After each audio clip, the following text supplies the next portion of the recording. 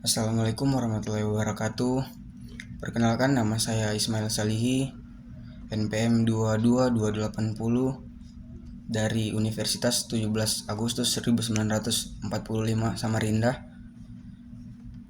kelas 06 pagi semester 3. Di sini saya membuat video ujian tengah semester yang diampu oleh dosen Haji Siti Aisyah, SPD, SH, MM, MH dengan mata kuliah Hukum Internasional.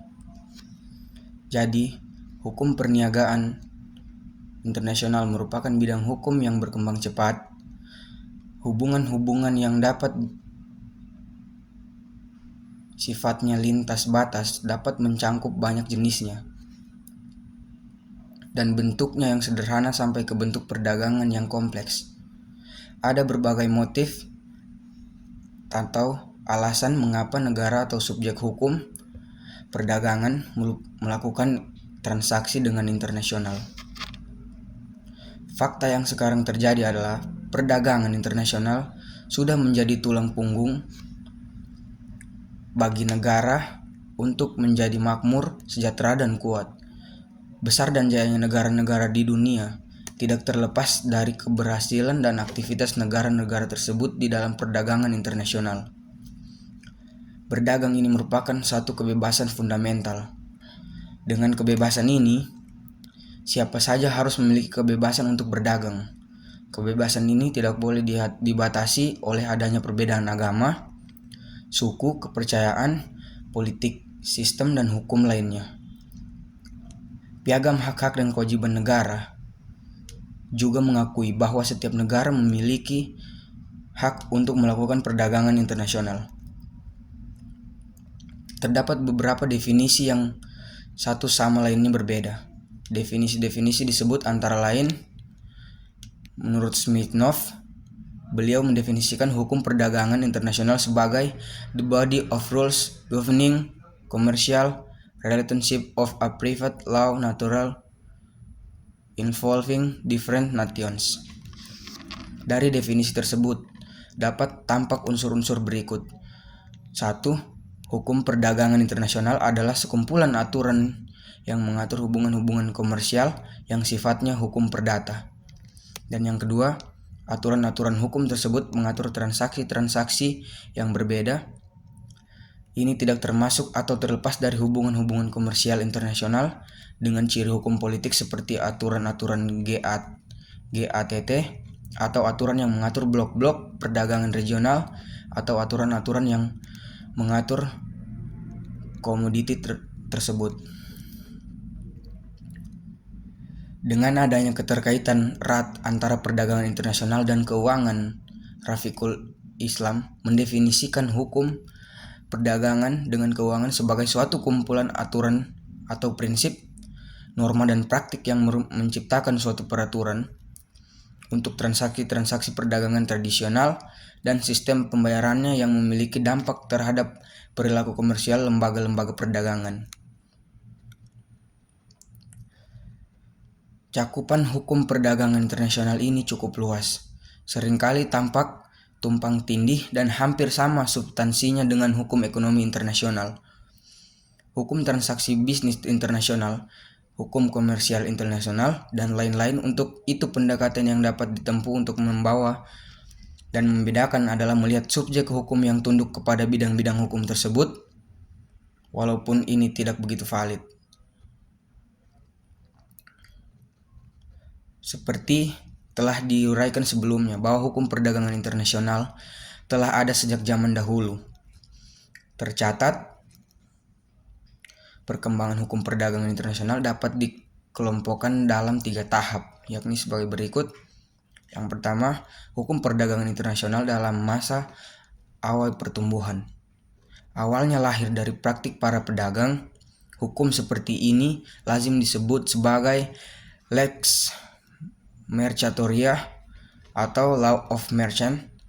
Pada awal perkembangan ini, lex mercatoria tumbuh dari adanya 4 faktor. Pertama, lahirnya aturan-aturan yang timbul dari kebiasaan dalam berbagai pekan. 2.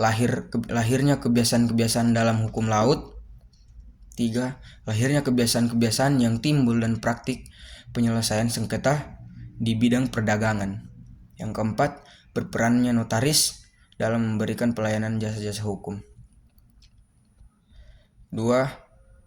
Perdagangan internasional yang dicantumkan dalam hukum nasional. Pada tahap perkembangan ini, negara-negara mulai sadar perlunya pengaturan hukum perdagangan internasional. Mereka mulai mengadopsi beberapa hal yang dalam Lex Mercatoria, yang kemudian dimasukkan dalam kitab undang-undang hukum perdagangan internasional mereka. Prancis membuat kitab yang bernama Code de Commerce pada tahun 1807. Germany menerbitkan Allgemeine Handelsgesetz pada tahun 1861 dan lain-lain. Lahirnya aturan-aturan hukum perdagangan internasional dan munculnya lembaga-lembaga internasional yang mengurusi perdagangan internasional. Pada tahap ini, aturan-aturan hukum perdagangan internasional lahir sebagian besar karena semakin banyaknya berbagai perjanjian internasional, baik secara bilateral, regional, maupun multilateral. Secara khusus, tahap ini muncul dengan signifikan setelah berakhirnya Perang Dunia Kedua.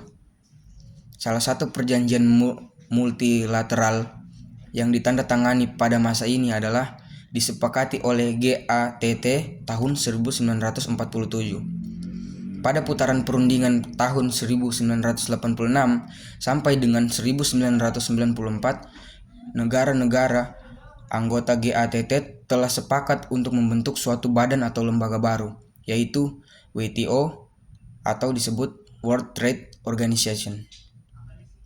Perubahan dari GATT ke WTO berdampak luas terhadap bidang hukum perdagangan internasional. Aturan-aturan yang tercangkup dalam WTO tidak semata-mata mengatur tarif dan barang, tetapi mengatur jasa, hak kekayaan intelektual, penanaman modal, dan lain-lain sebagainya. Ekonomi dan perdagangan ini termuat dalam pasal 1 sampai dengan 3.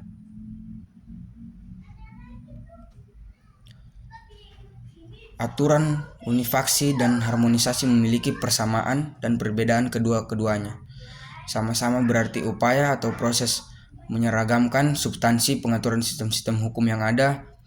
Penyeragaman tersebut mencakup pengintegrasian sistem hukum yang sebelumnya berbeda. Perbedaannya adalah bahwa harmonisasi hukum tidak sedalam unifaksi hukum. Tujuan utama harmonisasi hukum hanya untuk berupaya mencari keseragaman atau titik temu dan prinsip-prinsip bersifat fundamental dari berbagai sistem hukum yang ada. Sekian dari saya. Assalamualaikum warahmatullahi wabarakatuh.